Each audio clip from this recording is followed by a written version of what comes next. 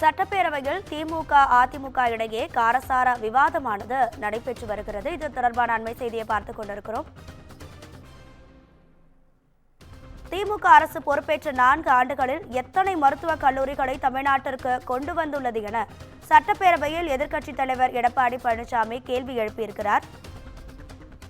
அதற்கு நீட்டை விட்டுக் கொடுத்து மருத்துவக் கல்லூரிகளை பெற்றது அதிமுக அரசுதான் என போக்குவரத்து துறை அமைச்சர் சிவசங்கர் தெரிவித்துள்ள நிலையில், திமுக ஆட்சியில் அதிக அளவு மருத்துவ கட்டமைப்புகளை உருவாக்கியுள்ளதாகவும், உறுப்பு மாற்று அறுவை சிகிச்சையில் 6 காலம் தேசிய விருது பெற்றதும் திமுக ஆட்சியில்தான் என அமைச்சர் மா சுப்பிரமணியன் தெரிவித்திருக்கிறார். இது தொடர்பான கூடுதல் தகவல்களை தருவதற்காக நமது தலைமை செய்தியாளர் சிவா இணைப்பில். சிவா, வணக்கம். உங்க விரிவான தகவல்களை சொல்லுங்க. ராதிகா, நீட் விவகாரத்துல அதிமுக திமுகவினரிடையே ஒரு கடுமையான ஒரு விவாதம் என்பது நடைபெற்றது.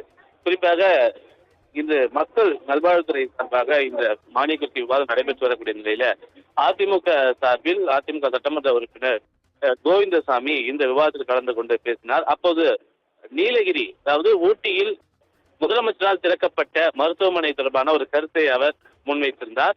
வீரபாண்டிய கட்டபொம்மன் திரைப்படத்தில் வரக்கூடிய வசனத்தை முன்வைத்து எதுவுமே செய்யாத நிலையில தற்போது மருத்துவமனையை திறந்து வைத்துவிட்டு எங்கள் ஆட்சியில் கொண்டு வந்தது போல இந்த அரசு இதனை காட்டுகிறது என்ற ஒரு குற்றச்சாட்டை முன்வைத்திருந்தார். இதற்கு பதிலளிக்கக்கூடிய வகையில பேசிய போக்குவரத்து துறை அமைச்சர் சிவசங்கர், நீட்டை கொடுத்துதான் அதிமுக ஆட்சியில் மருத்துவமனையை பெற்றீர்கள் என்ற ஒரு விவாதத்தை தொடங்கி வைத்தார். அந்த விவாதம் சட்டப்பேரவையில காரசாரமாக மாறியது. நீட் தேர்வை பொறுத்தவரை 2010ஆம் ஆண்டு திமுக கூட்டணி அரசுதான் இந்த நீட் தேர்வை முதலில் கொண்டு வந்தது. அப்போதே அதனை நிறுத்தியிருந்தால் தமிழகத்திற்கு இந்த நிலை இல்லை. 2021 சட்டமன்ற தேர்தலில் கூட திமுக அரசு அமைந்த பிறகு உடனடியாக நீட் தேர்வு ரத்து செய்யப்படும் என்று முதலமைச்சரால் தேர்தல் வாக்குறுதியாக அறிவிக்கப்பட்டு கூட இந்த நீட் தேர்வு விவகாரத்தில் திமுக நாடகம் தான் நடத்துகிறது என்பது போன்ற ஒரு கடுமையான குற்றச்சாட்டை எல்லாம் எதிர்க்கட்சிகள் எடப்பாடி பழனிசாமி முன்வைத்திருந்தார். இதற்கு முதலமைச்சர் மு.க.ஸ்டாலின் பேசும்போது, இப்போது கூட அதிமுகவிற்கு வாய்ப்பு இருக்கிறது, நீட் விவகாரத்தை நீட்டை ரத்து செய்தால் மட்டுமே உங்கள் கூட்டணியில் நாங்கள் இருப்போம் என்று பாஜகவிடம் பேசலாமே என்ற ஒரு கருத்தை அவர் தெரிவித்திருந்தார். இல்லை என்றால் பாஜக கூட்டணியிலிருந்து நாங்கள் விலகுகிறோம் என்று அறிவிக்கலாமே என்பன போன்ற கருத்துக்களை எல்லாம் முதலமைச்சர் தெரிவித்திருந்தார். 2 மாதங்களுக்கு முன்பு ஒரு நிலைப்பாட்டை அதிமுக எடுத்து மக்களை ஏமாற்றியது போன்றுதான் இந்த நீட் தேர்வு விவகாரத்தை தொடர்ந்து மக்களை ஏமாற்றி வருகிறது என்ற ஒரு கருத்தையும் குற்றச்சாட்டையும் முதலமைச்சர் முன்வைத்திருந்தார்.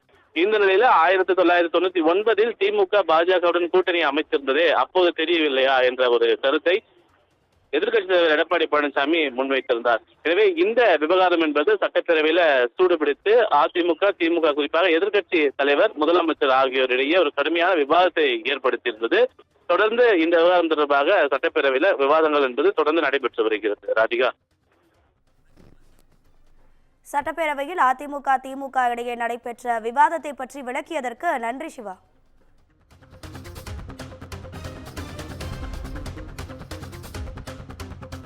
மாண்புமிகு பேரவைத் தலைவர்களே, வாக்குறுதி கொடுத்தது உண்மைதான், அதில் நாங்கள் எந்த விதமான மறுப்பும் சொல்லலை. ஆனால் நாங்கள் எங்களுடைய கூட்டணி ஆட்சி அங்கே அமைந்திருந்தால் நிச்சயமாக தொடர்ந்து வருவோம். இப்பொழுது நீங்கள் கூட்டணி அமைத்திருக்கிறீர்களே, இந்த கண்டிஷனை போட்டு அந்த கூட்டணியை தொடர்வதற்கு உங்களுக்கு அருகதை இருக்கிறதா என்றுதான் கேள்வி. ஏமாற்று ஆட்சிக்கு வரல, நாங்களும் ஏமாற்று ஆட்சிக்கு வரல. 2 மாதத்திற்கு முன்னாடி பாஜக என்ற கூட்டணியில் நாங்கள் இருக்க மாட்டோம். 2026 மட்டும் இல்ல, 2031 கூட நாங்கள் இருக்க மாட்டோம் என்று சொல்லிவிட்டு இப்போது கூட்டணி சேர்ந்திருக்கிறீர்களே, யாரை ஏமாற்றுவது? மாண்புமிகு பேரவைத் தலைவர்களே, வாக்குறுதி கொடுத்தது உண்மைதான், அதில் நாங்கள் எந்த விதமான மறுப்பும் சொல்லலை. ஆனால் நாங்கள் எங்களுடைய கூட்டணி ஆட்சி அங்கே அமைந்திருந்தால் நிச்சயமாக தொடர்ந்து வருவோம். இப்பொழுது நீங்கள் கூட்டணி அமைத்திருக்கிறீர்களே, இந்த கண்டிஷனை போட்டு அந்த கூட்டணியை தொடர்வதற்கு உங்களுக்கு அருகதை இருக்கிறதா என்றுதான் கேள்வி. ஏமாற்று ஆட்சிக்கு வரல, நாங்களும் ஏமாற்று ஆட்சிக்கு வரல. 2 மாதத்திற்கு முன்னாடி பாஜக என்ற கூட்டணியில் நாங்கள் இருக்க மாட்டோம். 2026 மட்டும் இல்ல, 2031 கூட நாங்கள் இருக்க மாட்டோம் என்று சொல்லிவிட்டு இப்போது கூட்டணி சேர்ந்திருக்கிறீர்களே,